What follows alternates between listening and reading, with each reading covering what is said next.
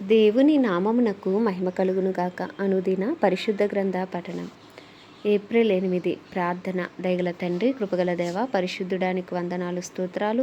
గడిచిన దినములన్నీ నీ కృపలో జ్ఞాపకం చేసుకుని మరి ఒక నూతన దినము మా జీవితాల్లో మీరు ప్రవేశపెట్టారు. మీకు వందనాలు ప్రభువా. ఈ దినము వాక్యము ద్వారా మాతో మాట్లాడండి, మమ్మల్ని బలపరచండి. వినిన వాక్యము మా హృదయాల్లో ఫలింపచేయమని యేసుక్రీస్తు అతి పరిశుద్ధ నామములో అడిగి వేడుకొనిచున్నాం మా పరమ తండ్రి. ఆమేన్. మొదటి సమూయేలు గ్రంథము 22 నుండి 24 అధ్యాయములు. 22వ అధ్యాయము.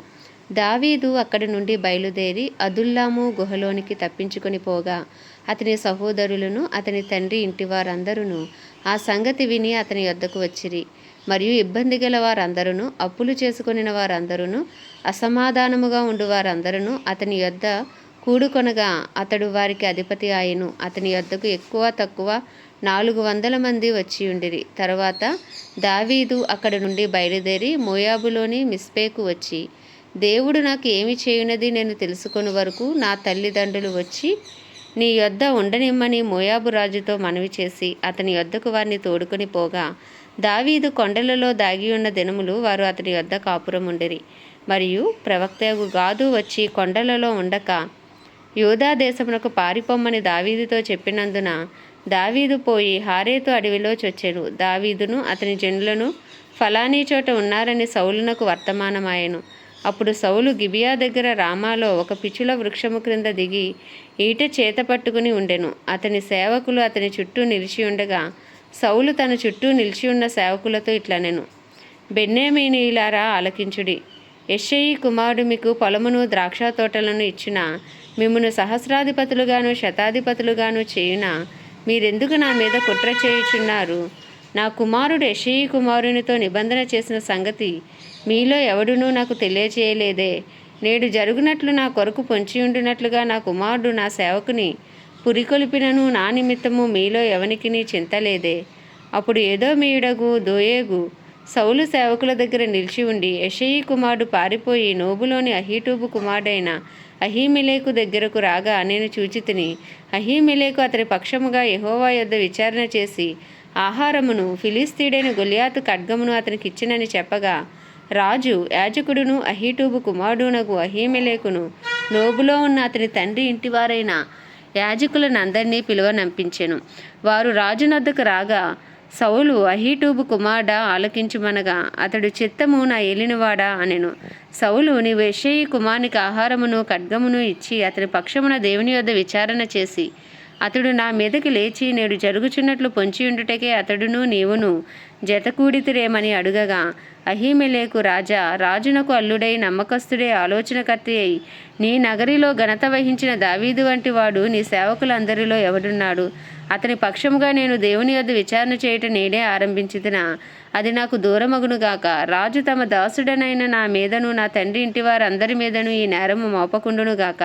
ఈ సంగతిని గూర్చి కొద్ది గొప్ప ఏమియు నీ దాసుడనైన నాకు తెలిసినది కాదు అని రాజుతో మనవి చేయగా, రాజు అహీమెలెకు నీకును నీ తండ్రి ఇంటి వారి అందరికీ మరణము నిశ్చయమని చెప్పి యెహోవా యాజకులకు వీరు దావీదుతో కలిసినందునను అతడు పారిపోయిన సంగతి తెలిసియూ నాకు తెలియజేయకపోయినందునను మీరు వారి మీద పడి చంపుడని తన చుట్టూ నిలిచి ఉన్న కావలి వారికి ఆజ్ఞ ఇచ్చెను.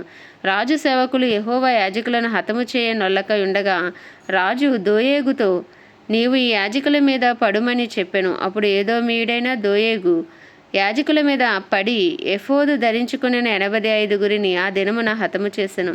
మరియు అతడు యాజకుల పట్టణమైన నోబు కాపురస్తులను కత్తివాత హతము చేసెను. మగవారినేమి, ఆడువారినేమి, బాలురనేమి, పసిపిల్లలనేమి, ఎడ్లనేమి, గార్ధబొమ్మలనేమి, గొర్రెలనేమి అన్నిటినీ కత్తివాత హతము చేసెను. అయితే అహీటూబు కుమారుడైన అహీమెలెకు కుమారులలో అబ్యాతారు అను ఒకడు తప్పించుకొని పారిపోయి దావీదు వద్దకు వచ్చి సౌలు యెహోవా యాజకులను చంపించిన సంగతి దావీదునకు తెలియజేయగా, దావీదు ఆ దినమున ఎదోమీయుడైన దోయేగు అక్కడ ఉన్నందున వాడు సౌలునకు నిశ్చయముగా సంగతి తెలుపునని నేను అనుకొంటిని. నీ తండ్రి ఇంటి వారికి అందరికీ మరణము రప్పించుటకు నేను కారకుడనైతిని కదా. నీవు భయపడక నా యొద్ద ఉండుము. నా యొద్ద నీవు భద్రముగా ఉండువు. నా ప్రాణము తీయజూచువాడును నీ ప్రాణము తీయజూచువాడును ఒక్కడే అని అబ్యాతారుతో చెప్పెను.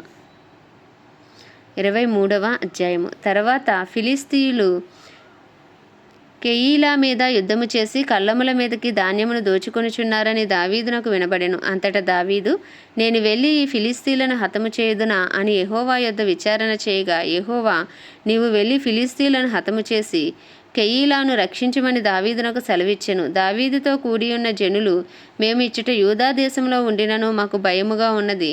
ఫిలిస్తీన్ల సైన్యములకెదురుగా కెయీలాకు మేము వచ్చిన ఎడల మరింత భయము కలుగును గదా అని దావీదుతో అనగా, దావీదు మరలా యెహోవా యొద్ద విచారణ చేసెను. నీవు లేచి కెయీలాకు వెళ్ళుము, ఫిలిస్తీన్లను నీ చేతికి అప్పగించుదనని యెహోవా సెలవీయగా, దావీదును అతని జనులను కెయీలాకు వచ్చి ఫిలిస్తీన్లతో యుద్ధము చేసి వారిని లెస్సగా హతము చేసి వారి పశువులను దోచుకొని వచ్చిరి. ఈలాగున దావీదు కెయీలా కాపురస్తులను రక్షించెను. అహీమెలెకు కుమారుడైన అబ్యాతారు ఎఫోదు చేత పట్టుకుని పారిపోయి కెయీలాలో ఉన్న దావీదు నొద్దకు వచ్చెను. దావీదు కెయీలాలోకు వచ్చిన సంగతి సౌలు విని దావీదు ద్వారములను అడ్డుగడలను గల పట్టణంలో ప్రవేశించి అందులో మూయబడి ఉన్నాడు. దేవుడు అతనిని నా చేతికి అప్పగించుననుకొనెను. కాబట్టి సౌలు కెయీలాకు పోయి దావీదును అతని జనులను ముట్టడింపవలనని జనులందరినీ యుద్ధమునకు పిలువనంపించెను. సౌలు తనకు కీడే ఉద్దేశించుచున్నాడని దావీదు ఎరిగి యాజకుడైన అబ్యాతారును ఎఫోదును తెమ్మనెను. అప్పుడు దావీదు, ఇశ్రాయేలీల దేవా యెహోవా, సౌలు కెయీలాకు వచ్చి నన్ను బట్టి పట్టణమును పాడుచేయ ఉద్దేశించుచున్నాడని నీ దాసుడనైన నాకు రూఢిగా తెలియబడి ఉన్నది. కెయీలా జనులు నన్ను అతని చేతికి అప్పగించుదురా? నీ దాసుడనైన నాకు వినబడినట్లు సౌలు దిగివచ్చున. ఇశ్రాయేలీల దేవా యెహోవా, దయచేసి నీ దాసుడనైన నాకు దానిని తెలియజేయమని ప్రార్థింపగా అతడు దిగివచ్చునని యెహోవా సెలవిచ్చెను. కెయీలా జనులు నన్ను నా జనులను సౌలు చేతికి అప్పగించుదురా అని దావీదు మరలా మనవి చేయగా, యెహోవా, వారు నిన్ను అప్పగించుదురని సెలవిచ్చెను. అంతటా దావీదును దాదాపు 600 మంది అయిన అతని జనులను లేచి కెయీలాలో నుండి తరలి ఎక్కడికి పోగలరో అక్కడికి వెళ్ళిరి. దావీదు కెయీలాలో నుండి తప్పించుకొనిన సంగతి సౌలు విని వెళ్ళక మానెను. అయితే దావీదు అరణ్యములోని కొండ స్థలముల యందును జీఫు అను అరణ్యమున ఒక పర్వతమందును నివాసము చేయుచుండెను. సౌలు అనుదినము అతనికి వెదికినను దేవుడు సౌలు చేతికి అతను అప్పగించలేదు. తన ప్రాణము తీయటకే సౌలు బయలుదేరినని తెలుసుకొని దావీదు జీఫు అరణ్యములో ఒక వనమున దిగెను. అప్పుడు సౌలు కుమారుడైన యోనాతాను లేచి వనములో ఉన్న దావీదు నొద్దకు వచ్చి, నా తండ్రి అయిన సౌలు నిన్ను పట్టుకొన జాలడు, నీవు భయపడవద్దు, నీవు ఇశ్రాయేలీలకు రాజువగుదువు, నేను నీకు సహకారినవుదును, ఇది నా తండ్రి అయిన సౌలునకు తెలిసి ఉన్నదని అతనితో చెప్పి దేవుని బట్టి అతన్ని బలపరిచెను. వీరిద్దరూ యెహోవా సన్నిధిని నిబంధన చేసుకొనిన తర్వాత దావీదు వనములో నిలిచెను. యోనాతాను తన ఇంటికి తిరిగి వెళ్ళెను. జీఫీయులు బయలుదేరి గిబియాలో ఉన్న సౌలు నొద్దకు వచ్చి యెషీమోనుకు దక్షిణమున ఉన్న హకీలా మన్యములోని అరణ్యమున కొండ స్థలములు యందు మా మధ్య దావీదు దాగి ఉన్నాడే. రాజా, నీ మనోభీష్టమంతటి చొప్పున దిగిరమ్ము, రాజువైన నీ చేతికి అతన్ని అప్పగించటం మా పని అని చెప్పగా, సౌలు వారితో ఇట్లనెను, మీరు నా యందు కనికరపడినందుకై మీకు యెహోవా ఆశీర్వాదము కలుగునుగాక. మీరు పోయి అతడు ఉండు స్థలం ఏదైనది, అతనిని చూచినవాడు ఎవడైనది నిశ్చయముగా తెలుసుకొనిడి. అతడు బహు యుక్తిగా ప్రవర్తించుచున్నాడని నాకు వినబడెను గనుక మీరు బహు జాగ్రత్తగా ఉండి అతడుండు మరుగు తావులను కనిపెట్టియున్న సంగతి అంతా నాకు తెలియజేయటికే మరలా నా యుద్ధకు తప్పక రండి. అప్పుడు నేను మీతో కూడా వత్తును. అతడు దేశములో ఎక్కడి నుండినను యూదావారిలో నేను అతనిని వెతికి పట్టుకొందును. అంతట వారు లేచి సౌలు కంటే ముందు జీఫునకు తిరిగి వెళ్ళిరి. దావీదును అతని జనులను యెషీమోనుకు దక్షిణపు వైపున ఉన్న మైదానములోని మాయోను అరణ్యములో ఉండగా, సౌలును అతని జనులను తను వెదుకుటకై బయలుదేరిన మాట దావీదు విని కొండ శిఖరము దిగి మాయోను అరణ్యమందు నివాసము చేసెను. సౌలు అది విని మాయోను అరణ్యములో దావీదును తరమబోయెను. అయితే సౌలు పర్వతము ఈ తట్టునను దావీదును అతని జనులను పర్వతము ఆ తట్టునను పోవుచుండగా, దావీదు సౌలు దగ్గర నుండి తప్పించుకుని పోవలనని త్వరపడుచుండెను. సౌలును అతని జనులను దావీదును అతని జనులను పట్టుకొనవలనని వారిని చుట్టుకొనిచుండిరి. ఇట్లుండగా దూత ఒకడు సౌలు నొద్దకు వచ్చి, నీవు త్వరగా రమ్ము, ఫిలిస్తీన్ల దండెట్టి వచ్చి దేశంలో చొరబడి ఉన్నారని చెప్పగా, సౌలు దావీదును తరుముట మాని వెనుకకు తిరిగి ఫిలిస్తీన్లను ఎదుర్కొనబోయెను. కాబట్టి సెలాహమ్మలేకోతు అని ఆ స్థలమునకు పేరు పెట్టబడెను. తర్వాత దావీదు అక్కడి నుండి పోయి ఎన్గేదికి వచ్చి కొండ స్థలములలో నివాసం చేయుచుండెను. సౌలు ఫిలిస్తీన్లను తరుముట మాని తిరిగి రాగా దావీదు ఎన్గేది అరణ్యమందున్నాడని అతనికి వర్తమానము వచ్చెను. అప్పుడు సౌలు ఇశ్రాయేలీలందరిలో నుండి 3,000 మందిని ఏర్పరచుకొని వచ్చి కొండ మేకలకు వాసములను శిలాపర్వతముల మీద దావీదును అతని జనులను వెతుకుటకై బయలుదేరెను. మార్గమునున్న గొర్రెదొడ్లకు అతడు రాగా అక్కడ గుహ ఒకటి కనబడెను. అందులో సౌలు శంఖానివర్తికి పోగా దావీదును అతని జనులను ఆ గుహలో ఉప్పలి భాగములలో ఉండిరి గనుక దావీదు జనులు, అదిగో నీ దృష్టికి ఏది మంచిదో అది నీవు అతనికి చేయునట్లు నీ శత్రువుని నీ చేతికి అప్పగింతునని యెహోవా నీతో చెప్పిన దినము వచ్చినని అతనితో అనగా దావీదు లేచి వచ్చి సౌలునకు తెలియకుండా అతని పైవస్త్రపు చెంగును కోసెను. సౌలు పైవస్త్రమును తాను కోసెనని దావీదు మనస్సు నొచ్చి, ఇతడు యెహోవా చేత అభిషేకము నొందినవాడు గనుక యెహోవా చేత అభిషిక్తుడైన నా ప్రభువునకు నేను ఈ కార్యము చేయను, యెహోవాను బట్టి అతని నేను చంపను అని తన జనులతో చెప్పెను. ఈ మాటలు చెప్పి దావీదు తన జనులను అడ్డగించి సౌలు మీదకి పోనీయక వారిని ఆపెను. తర్వాత సౌలు లేచి గుహలో నుండి బయలు వెళ్ళి మార్గమున పోయాను. అప్పుడు దావీదు లేచి గుహలో నుండి బయలు వెళ్ళిన ఏలినవాడ రాజా అని సౌలు వెనుక నుండి కేకవేయగా సౌలు వెనుక చూచెను. దావీదు నేల సాష్టాంగపడి నమస్కారము చేసి సౌలుతో ఇట్లనెను, దావీదు నీకు కీడు చేయనుద్దేశించుచున్నాడు అని జనులు చెప్పిన మాటలు నీవెందుకు వినుచున్నావో ఆలోచించుము. ఈ దినమున యెహోవా నిన్ను ఎలాగూ గుహలో నా చేతికి అప్పగించును అది నీ కండ్లారా చూచితివే. కొందరు నిన్ను చంపమని నాతో చెప్పినను నేను నీ యందు కనికరించి ఇతడు యెహోవా చేత అభిషేకము నొందినవాడు గనక నా ఏలినవాణ్ణి చంపనని నేను చెప్పితిని.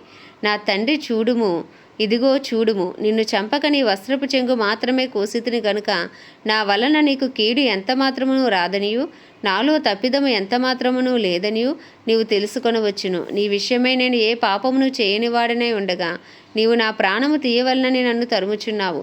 నీకును నాకును మధ్య యెహోవా న్యాయము తీర్చును. యెహోవా నా విషయమై పగ తీర్చును గాని నేను నిన్ను చంపను. పూర్వీకులు సామ్యము చెప్పినట్టు దుష్టుల చేతనే దౌష్ట్యము పుట్టును గాని నేను నిన్ను చంపను. ఇశ్రాయేలీల రాజు ఎవని పట్టుకొన బయలుదేరి వచ్చి ఉన్నాడు? ఏపాటి వాణ్ణిని తరుముచున్నాడు?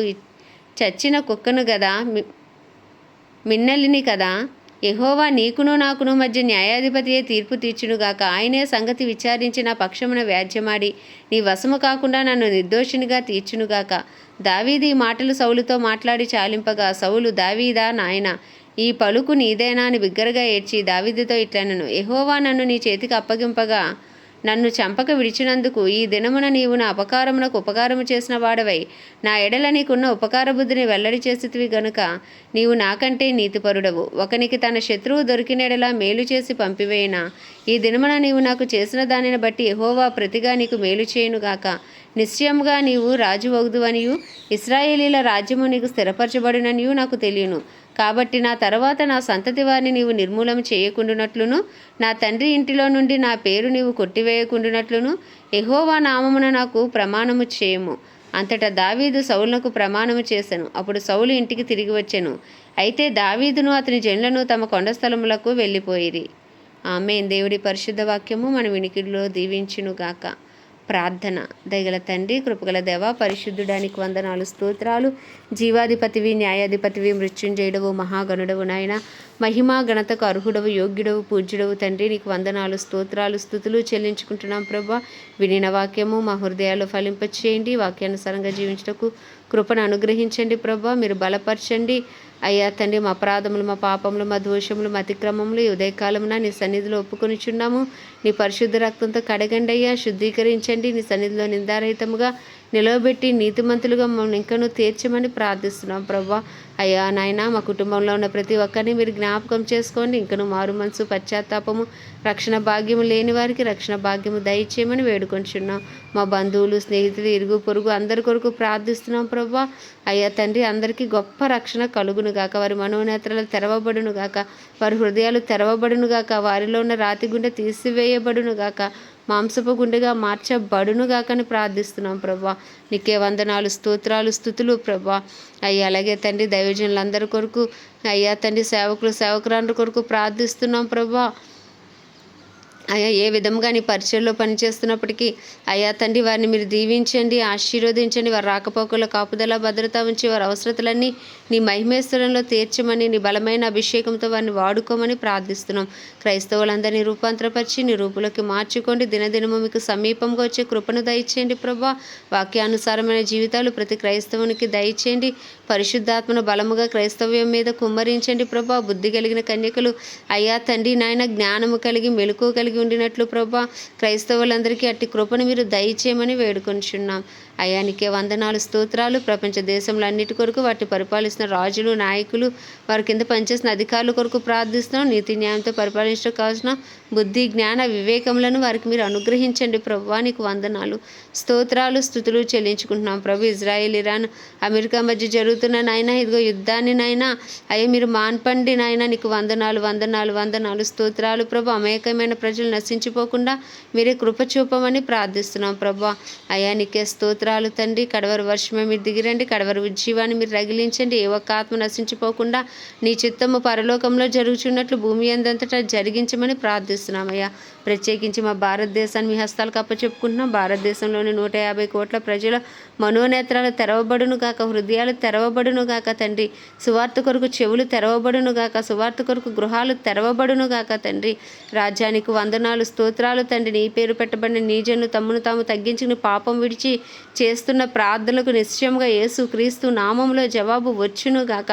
అయ్యా మా దేశం శారీరకంగా, మానసికంగా, ఆధ్యాత్మికంగా, ఆర్థికంగా, రాజకీయ పరంగా, సాంఘిక పరంగా అన్ని రంగాల్లో మా దేశానికి స్వస్థత కలుగును గాక.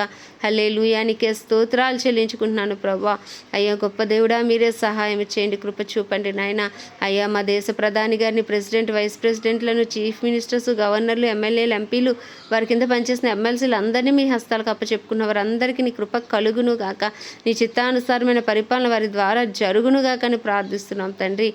నీకే స్తుతి స్తోత్రం నాయన. మా దేశ అయ్యా తండ్రి సరిహద్దులో సమాధానం ఉంచండి ప్రభా. ఇండియన్ ఆర్మీ, నేవీ, ఎయిర్ ఫోర్స్లోని ప్రతి సైనికుని చుట్టూ నీ కాపుదల భద్రత ఉంచమని ప్రార్థిస్తూ ప్రభా ఉదయకాలం నీ చిన్ని ప్రార్థన మనవి నీ పాద సన్నిధికి చేర్చుకోమని యేసుక్రీస్తు అతి పరిశుద్ధ నామంలో అడిగి వేడుకొనిచున్నాం మా పరమ తండ్రి. ఆమేన్.